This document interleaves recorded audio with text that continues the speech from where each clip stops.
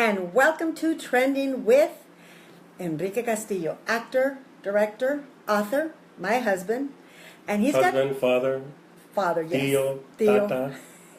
Thank you for joining us. You have an exciting month, and I know because I know his stuff. But We're roommates. we're roommates for how many years? 37. 37 years. Hey, congrats. It's been a wonderful 37 years. So let's bring you up to date on what's been happening with Enrique Castillo. You probably saw him in the Beatrice with Dinner, which is the talk of the town. Salma did a wonderful job, and we hope she gets nominated. You had your scenes with Salma, right? Tell us what you did when you weren't on camera. Weren't on camera. What was the day after her birthday when I started filming? And we were talking about music somehow, and they had mariachis for her.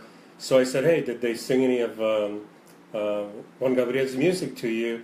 And then she started singing "Se me olvidó otra vez," and because I know the song, then we started singing together. So I started harmonizing with her, and we entertained the whole crew.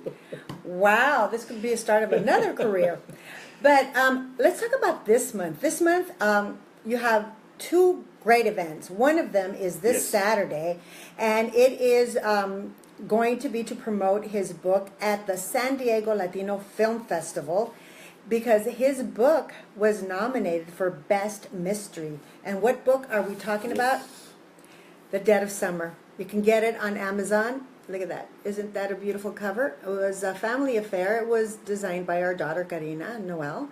But anyway, tell us about the story and tell us about going to San Diego and what you're going to be doing in San Diego.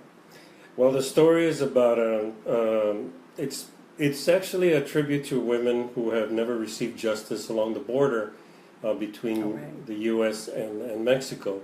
And because of all of the injustice to these women and have never had justice, I figured what kind of an element could I develop that would help them get that justice. And so I created this story that revolves around an undocumented young mother who crosses with her two children, and then she gets attacked and her children are harmed.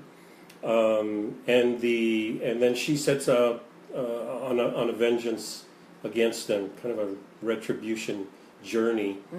And there are sympathetic characters, obviously, that are the innocents, that along the way some of them need to be sacrificed, along with some evil characters. And in particular, the main antagonist is a very colorful character. You really get to learn, see the journey of how you make a serial killer. I'm sorry, I'm looking at the Facebook just to see if we have any questions. But that book was originally written as a script, right? Originally it was a screenplay, yes. And then I had all the research for it. So when I would tell people about, in particular, this beautiful lady that I used to hang around with, who I used to invite to my house all the time, she was always encouraging me to tell the story about the background of the characters, and I said I can't in the screenplay because it would be too long. So she's really the first one that said, "Well, you should write the novel on it." And so, 7 years later, I finished it. Right, but it's a really good, wonderful book, as it has been shown wherever we've gone on book signings, and people really love it. As a matter of fact, the one comment that they make is that this should be a movie, and it originally was. So it's already, the script is already written. And they want a sequel to the book too. And they want a sequel. So anybody out there, if you're looking for a wonderful thriller, adventure, mystery novel, The Dead of Summer, you can get it on Amazon. So that's going to happen this Saturday. We're going to San Diego. August 12th. August 12th. And we will be there. Enrique will be there signing books. We'll have a booth, and people can drop by and say hello. Take pictures, say hello, chit-chat. Go and support books, because books are what brings adventure to your life and mystery and a whole lot of memories. I'm sure we all have memories of reading that one book that stays with us forever, right? Yeah, and we're going to try to have, along with the sale of the books, we're going to try to have a limited number of shots, pictures from Blood In, Blood Out, the character of Montana. So people who buy the book may be able to get an autographed picture too. So Yes. swing on by. Come on by and meet us. And that's a wonderful segue into your next big event. Oh, we forgot to say where the book festival is. That would be helpful. Okay, it is going to be August 12th from 10 a.m. to 5 p.m. at Mira Costa College, which is 1 Bernard Drive, Oceanside. We'll put this information on our Facebook, the Trend Talk Facebook. But also, in case you guys are familiar with that area, Mira Costa College. Yeah, we should put that on my webpage too. So. Exactly, so that you guys can join us. So again, 10 a.m. to 5 p.m., the North San Diego Latino Book and Family Festival. See you guys there. But you mentioned Blood In, Blood Out, and we took our art. We took out our Picasso paintings we had on the wall because we wanted to relate our next event to our poster that we have. There's an exciting screening that's happening at La Plaza de la Cultura y Artes, which is right across the street from Alvera Street. They have a film series, and this summer they're focusing on a lot of neighborhood families stories with Latinos, and for August 19th they will be screening Blood In, Blood Out. It's going to be an all-day event, well, maybe half-day event. They're having autograph sessions. They're having food. Tierra's going to be there. The Dukes are going to be there. Classic cars from the Dukes Car Club. And we're going to have a wonderful... And Refin. We're going to have a wonderful lineup of talent. Tell us about who's going to be there. My understanding, I'll be there. I also understand that the director, Taylor Hackford, will probably be there. Unfortunately, no, he will be there. He will be there. Yes. Jimmy Baca, unfortunately, will not be there in person. Jimmy Baca was a screenwriter. He was a screenwriter, and my cellmate, he played Gato. He's all right. And he's going to give us a statement via satellite, probably. Jesse Borrego, who played Crosito, is going to be there. Valente Rodriguez will be there. Unfortunately, Billy Bob Thornton may not. But if you're watching Billy Bob, come on down. If you're watching Billy, come on by. We'll get you a pork chop. Yes. Victor Rivers is going to be there. Jeff Rivas, who played Carlos. So a lot of us. Carlos Carrasco is going to be there. Carlos Carrasco, Popeye. And also Freddie Negrete. Because Freddie Negrete. Tattoo artist to the stars. But also, that was his first movie. He was telling me. Tell me about how the tattooing for the talent. Well, first of all, you were shooting. Tell us where you shot the film. Well, all our stuff was shot in San Quentin. With the actual warden, Danny Vasquez, he was in the movie too. And Ving Rhames is in the film. Delroy Lindo is in the film.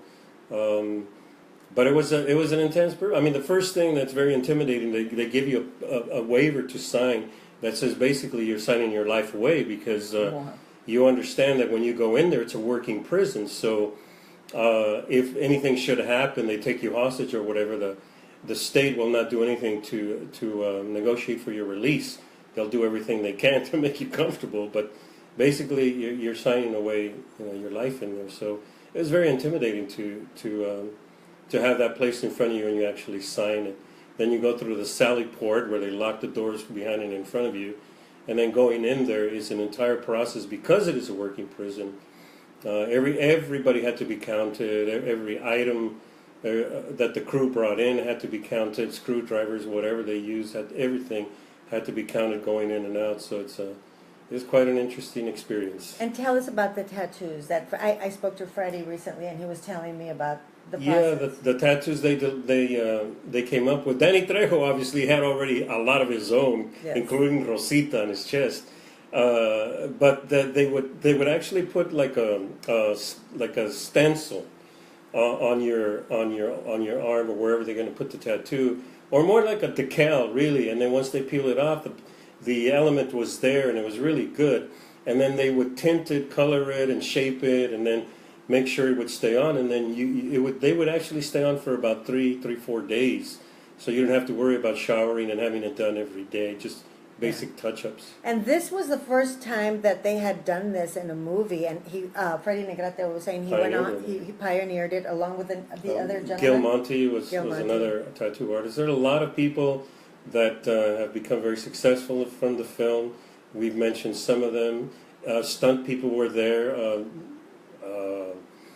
Tommy Rosales, who has a great career as a stunt person, probably owns Camarillo Valley over there. No. You know who else is having a wonderful career? I mean, a lot of the talent there. But Benjamin Bratt could not be. Well, there is still a very slight chance that he's going to come He's to shooting the screen. because he's shooting a series, so if it's Yes. in LA, he's going to be here. But he's shooting in Atlanta. He's shooting Star, and if you guys haven't seen Star, go watch it. His character is awesome. Well, he's an awesome actor. So tell us. And Damien, we try to get Damien, but he's in Europe. He lives in Europe, so. Yes, we couldn't get him to get over here, but by the way, it will be live streamed. Some parts will be live streamed. I think we're going to have a Q&A, so that will be live streamed. Like I said, there'll be autograph sessions, and Tierra's going to be there. It's going to be a fantastic event. I hope that you can make it, and if you do come, please come early, because there's already like about 1,800 people who've RSVP'd. But Right. tell us about some of the scariest part about doing the movie. Oh, I shouldn't do that. That's. We don't want to scare you. There's a lot of reality that goes along with working in a working prison, and you're bringing in females in the crew, and it gets quite interesting. Maybe we'll share some of those anecdotes when you come over to the event. That would be something to share there. Okay, but tell us when is the event? The event, August 19th at Plaza de la Cultura, across the street from Olvera Street, which is on the southwest side of Olvera Street.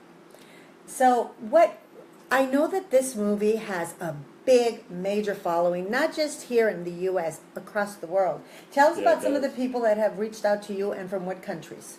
Oh, wow. Denmark, Holland, South Africa, Australia, Japan, Canada, a lot of people in Latin America. We actually went to a film festival in Michoacán, in Mexico, and just about everybody in that small town of Cherén actually had seen the film. And as we were there, Jesse Borrego and I were able to attend the festival because it was one of the highlights of the festival. They were going to screen the film.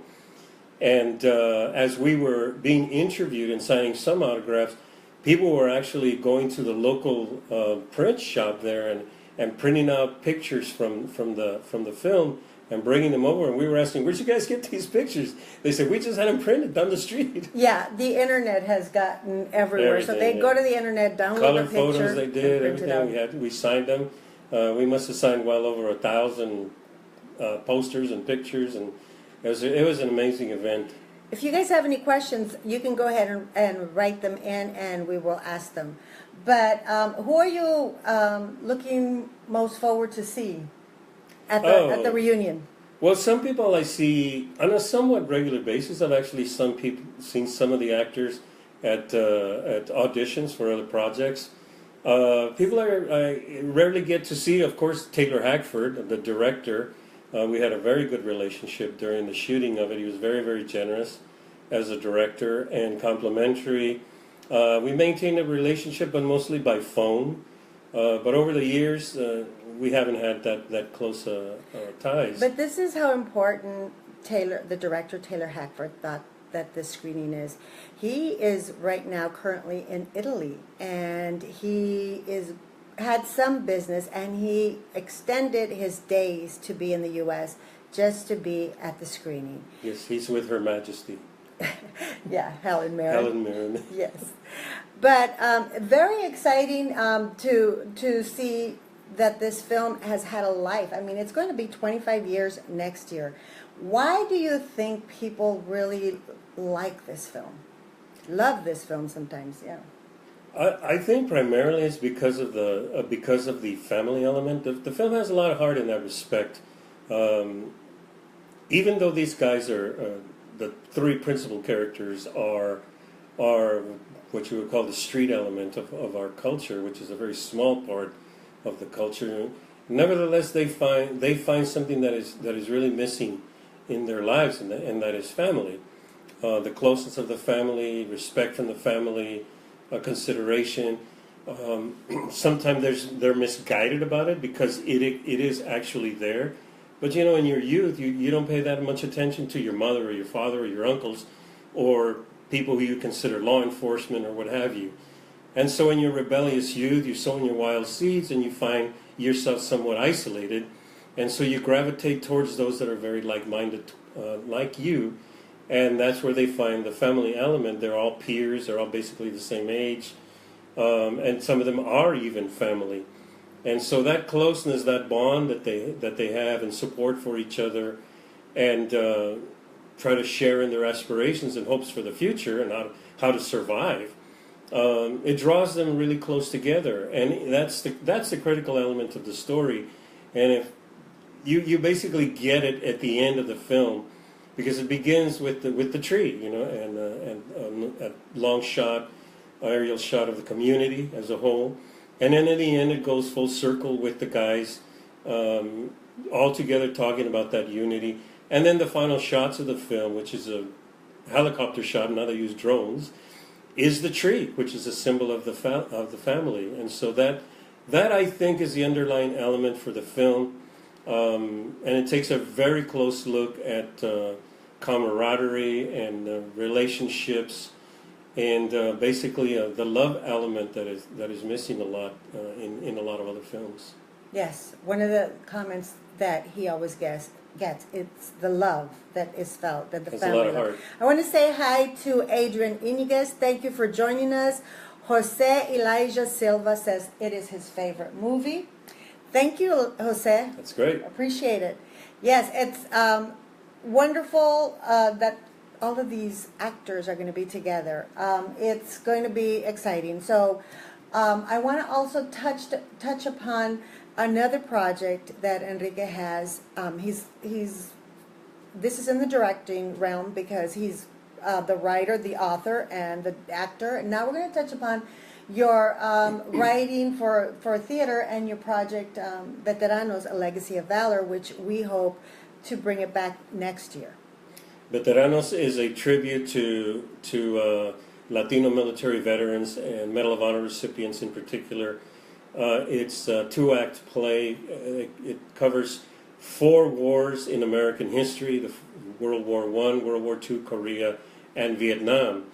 And there are 4 different stories that are tied together through our narrator, who is an Aztec guerrero. He's basically Huitzilopochtli, the god of war, who is essentially telling the story of his culture or our culture's contribution to the building of this country, the United States, and preserving the legacy and the liberties that we have, and at the cost of a lot of people, including Latinos, who are not very well represented in film and television. And so rather than try to get this project done through the Hollywood industry, I decided I should do this on my own. And I had 2 partners at the time, Danny Aro and Ernesto Quintero, who were very instrumental in helping me put the funding together and all the elements, production elements, to get it done. And we actually did 2 national tours of the production to great reviews, standing ovations, and we wanted to make sure we took it to the cities where these young soldados had come from. Here they had earned the highest award that the military can bestow on a soldier or serviceman in the military, and yet these young men, when they really were just children, they were 17 at the time, 19, they're not very well known in the industry, of course, and even if they are, sometimes, of course, they're going to be portrayed by non-Latinos. And so rather than subject the story and the piece to Hollywood, I decided to do it myself, and we were very successful with it. And we were recognized by the Hispanic Congressional Caucus in Washington. We went over there, took it to Washington, San Antonio. We had, and we also had several Medal of Honor recipients living that were on the stage with us. We wanted to honor them that way. We collaborated with the Military Order of the Purple Heart Foundation, which, if you know anything about awards in the military, the Purple Heart is awarded to someone who has been wounded in action. And a lot of Latinos had never received their Purple Heart. It had either been mailed to them, because basically it's supposed to be pinned on them or awarded to them by an officer. And so we invited some of these Latinos to the event. The Purple Heart Foundation helped us along with that. and then they had the highest ranking military officer in the area come and actually award the medal to them. It's very emotional. A lot of the shows. And the format is kind of like a musical, because there's dance, there's singing, there's drama, and video. It's bilingual. It's bilingual because Latinos, as they were leaving to go to war, they were singing songs in English and in Spanish. Registro de 1918. The soldiers that were leaving from Laredo, Texas, were singing that. It's about leaving Laredo, Texas, Laredo. And then, of course, there were the dances of the period that we include, because Latinos were also dancing the turkey trot as well as, norteños. And so each era is covered by the music and the dances and some footage from that era. So all you triple threat actors, make sure that you stay tuned so that when we have the auditions, you guys come out, because this is a wonderful, beautiful play. I want to also... A lot of history. Yes, and so if you know anyone who wants to fund a production like this, let us know. These things take a lot of money, but it's such a beautiful play, we need to get it back. Also wanted to say, Jose Elijah has a question. What is your favorite line in the movie? Which movie? In Blood In, Blood Out.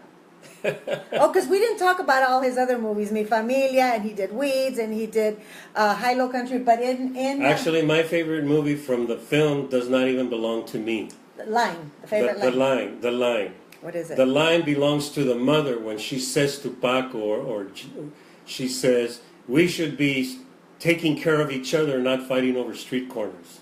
That's my favorite line from the movie. Excuse me, I have to get rid of this. Okay, thank you. Okay, yeah, well, tell us what's the line again? Because something. The line is, we should be taking care of each other, not fighting over street corners. Yes. And that's why I asked Taylor Hackford to, in particular, pump up the sound on that line, which Carmine Murcelo delivers with a lot of passion. Yes. And we're going to wrap it up. Also, is there any other questions you want to ask before we say goodbye? But we want to remind you that this Saturday in San Diego at the North San Diego Latino Film Festival, I'm sorry, I'm trying to get the info. We will have... we'll be there for this book. We're going to be selling the novel. Yes, and remember, it's nominated for the Best Mystery Novel. So definitely come on out if you're in San Diego, August 12th, this Saturday, from 10 to 5 at Miracosta College. We hope to see you guys there. Thank you so much. Anything else thanks you wanna... to those of you that are sending in questions and comments. Hi, Rita. Really appreciate it. There's Rita Govea. She's on as well. Thank you so much.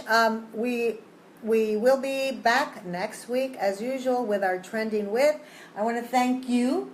I just grabbed him and said, come on, let's do the bit, because he has these two exciting things. Again, the screening at Plaza de la Cultura y Artes is August 19th. It is filling up really fast. Like I said, there's already 1,900 RSVPs. So please, if you have RSVP'd, be there early. And if you haven't, just do it right away. And it's going to be an exciting event. This time I got to be in front of the camera again instead of behind it on the Trend Talk. We're trying to get this show back on the air, so don't forget to watch the Trend Talk. Naive Reynoso, Bel Hernandez. We're gonna be a half hour now. I think we're gonna try to do a half hour. Yes. So when you get back on the air, you guys should watch the show. That's him with his executive producer hat on for the Trend Talk. And director, yes. And financing and. Babysitting. Nowadays, you got to do it all. Shoulder to cry on. Yes, he is all those things. He is. But yes, we're excited to talk to you about all our projects, all his projects, and definitely look out for The Dead of Summer. Buy the book, and hey, pretty soon there might be a movie. So thank you, Esther. Stay well, gente. Okay. Bye-bye. Bye.